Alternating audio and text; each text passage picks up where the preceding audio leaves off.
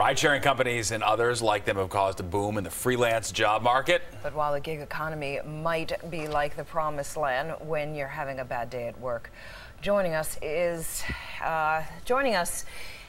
Allison Morris to tell us more about this. It seems very alluring. I want to be my own boss. Everybody this is going to be great. that. The heck with it. But there's a lot of stuff you got to think about before you make the plunge. I don't want to work for the man anymore. Exactly. Everybody has said this at least at some point in their lives. A million times. You can't exactly do TV from your home office, but a lot of people have talked about it. And you know, guys, you've seen those ads on the sides of buses promising that you can make a great living driving for Uber, or you meet those people who tell you how happy they are since they quit their jobs and started consulting and making their own hours. But you rarely hear about quarterly estimated taxes or the labor law protections that you won't get, but these are real issues that you'll have to deal with if you're going to try to make real money in the gig economy.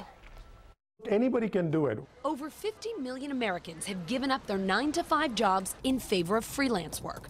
But Faisal Hoque, entrepreneur and author of Survive to Thrive, says while anyone can go out on their own, you better do your homework before jumping headfirst into the gig economy, especially when it comes to money. What are people getting for the kind of offering that I'm giving? What kind of skill set do I have that makes it special? That's kind of driver for pricing. If you're way too cheap, people are not going to hire you because people think you don't know what you're talking about. If you're way too much, then people are not going to hire you because you're just pricing yourself off the market. You'll also need to rethink your resume, prioritizing past projects over experience. Education or past employment absolutely means nothing. It's all about the output because that's what you're hiring people for. And you have to have a portfolio that shows what you have done. Gig jobs run the gamut. Uber and Lyft drivers, grocery delivery, even coding, technology, and consulting services.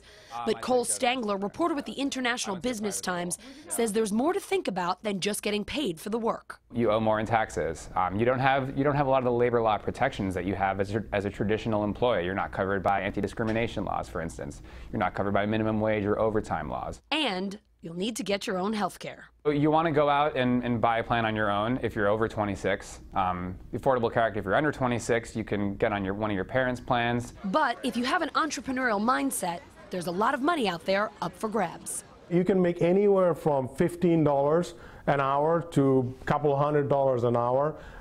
Also, you can have projects that are $5,000 to $100,000. So it all depends on who you are, what kind of work you're doing, and who are you doing the work for. All right, something to think about. Why not moonlight as a gig worker? Both Stangler and Hoque advise try to do some freelancing work on the side before you quit your day job just to see how it goes. Some other recommendations. There are some great websites out there. Freelancer.com is a really good place to look for available work, and freelancersunion.org. That's the union site, but you don't have to be a member to use its resources. Always good to just kind of dip your toe in before you make the plunge. It feels good to make these big dramatic moves, but a little bit at a time sometimes is the better idea overall. Absolutely. Good.